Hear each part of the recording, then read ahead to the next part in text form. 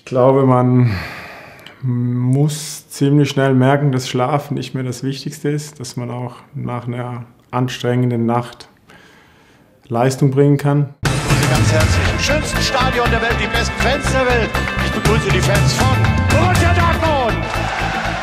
Hallo und herzlich willkommen zum Feiertagsmagazin. Der 24. Spieltag steht auf dem Programm. Es geht mal wieder gegen die Bayern. Das Spiel aller Spiele steht auf dem Programm und die ganze Welt freut sich natürlich auf die Begegnung. Und heute habe ich einen Gast bei mir im Feiertagsmagazin, der in dieser Woche seinen Vertrag verlängert hat. 2 Jahre, da sind wir alle froh drüber. Herzlich willkommen, Marvin Hitz. Hallo Marvin. Hallo. Was waren denn die ausschlaggebenden Punkte für dich, dass du den Vertrag um 2 Jahre verlängert hast? Ja, da gibt es viele Punkte. Dortmund ist ein Riesenverein. Wir spielen momentan ohne Zuschauer. Das ist auch ein Grund. Ich freue mich drauf, wenn die Zuschauer zurückkommen. Wie wir alle, glaube ich. Man merkt auch, dass uns das fehlt. Und ja, die Familie fühlt sich mittlerweile sehr, sehr wohl. Hat sich gut eingefunden. Wir haben eine tolle Schule, einen tollen Kindergarten und auch viele nette Menschen kennengelernt. Super, das hört sich richtig nach Wohlfühlen an. Sehr, sehr schön. Bevor wir jetzt ein bisschen vorausschauen, noch einen kleinen Blick zurück. Am Dienstag ist der Einzug ins Pokal-Halbfinale geglückt. Es geht gegen die Bayern. Kann man vielleicht so ein bisschen Selbstvertrauen aus dem Spiel mitnehmen? Ich hörte davon, dass nach dem Spiel die Stimmung in der Kabine wohl recht gut gewesen ist. Ja, es war ein wichtiger Sieg. Wir waren lange nicht mehr im Halbfinale.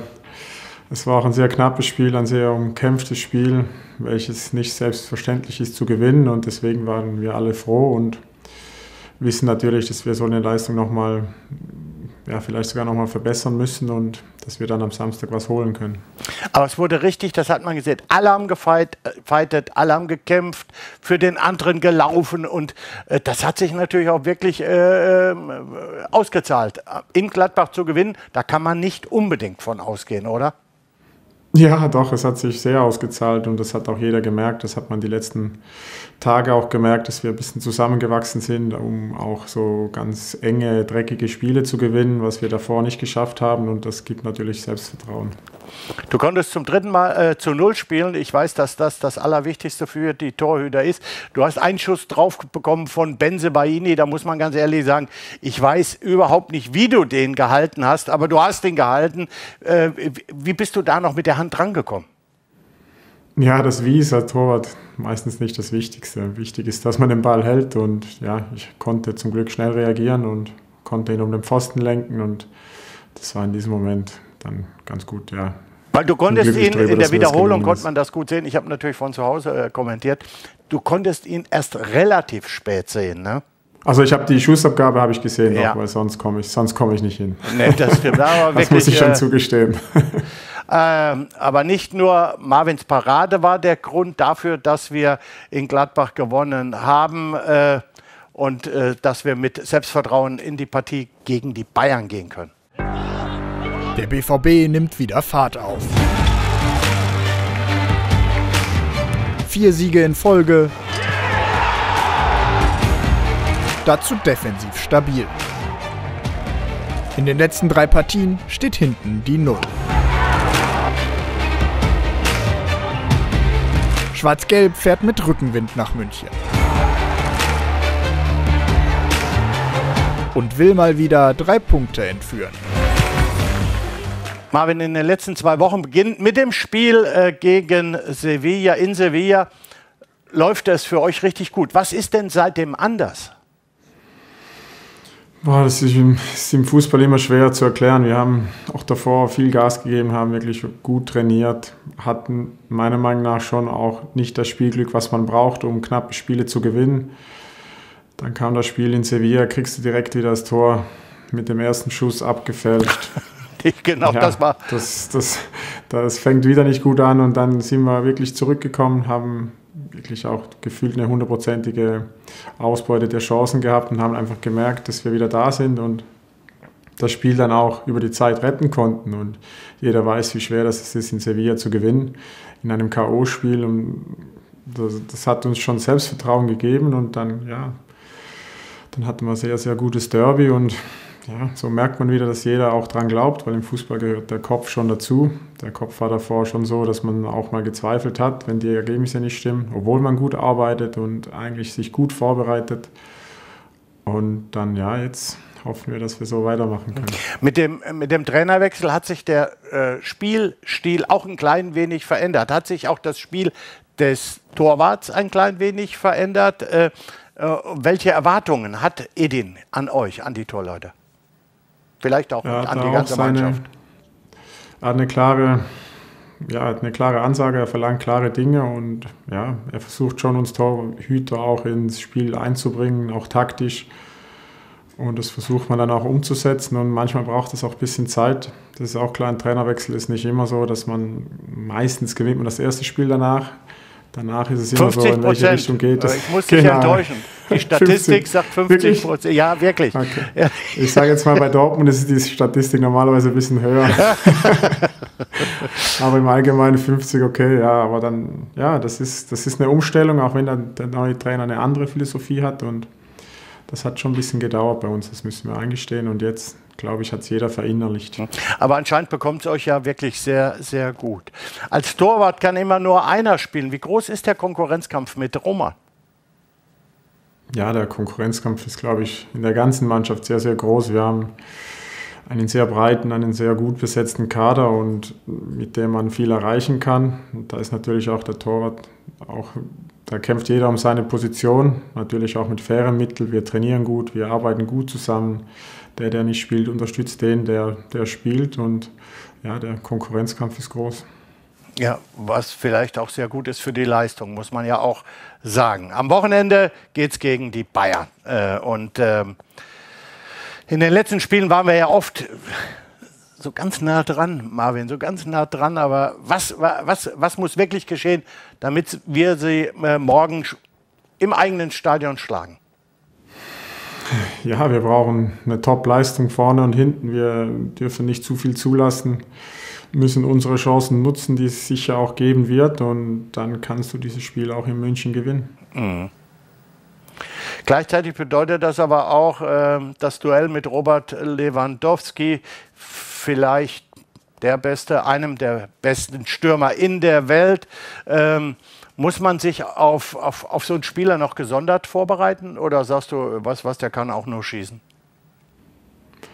Ja, meistens kann so ein Stürmer natürlich besser schießen, aber ich bereite mich auf jedes Spiel gleich vor und man schaut sich Videos an und klar ist auch, dass man so einen Spieler wie ihn auch ein bisschen besser kennt. Da braucht man nicht mehr viel anschauen. Das stimmt. Aber klar, es ist eine Riesenaufgabe und ich meine, wir sind beide schon ein bisschen länger jetzt in Deutschland. Deswegen ist das eigentlich im Großen und Ganzen dann doch eine gleiche Vorbereitung, aber man weiß natürlich, dass ein Topspiel ansteht. Wir drücken dir natürlich alle Daumen für morgen. Jetzt geht es auch übrigens wieder um ganz wichtige Punkte. Es geht in den Zweikampf. Marvin gegen Nobby, vielleicht noch Auflösung zur letzten Woche. Da habe ich ja gegen Mo gespielt. Der BVB hat gegen Bielefeld ein Dreier eingefahren, genauso wie ich. Da 2 Belgier eingewechselt wurden. Mo hatte recht, dass es zu einem zu-0-Spiel kommt und holte somit nur 2 Punkte. Jetzt steht's, und Marvin, jetzt genau aufpassen. Es steht 35-56 aus deiner Sicht. Also, ich führe klar und deutlich und ich möchte ausbauen gegen dich. Das ist mein Ziel. Und hier ist die neue Spielwand und da du der Gast bist, fängst du natürlich auch an. Dann nehme ich mal sicher, Haaland trifft häufiger als Levy. So will ich dich hören. So, jetzt bin ich dran. Ich glaube, dass wir auch noch ein Joker-Tor machen.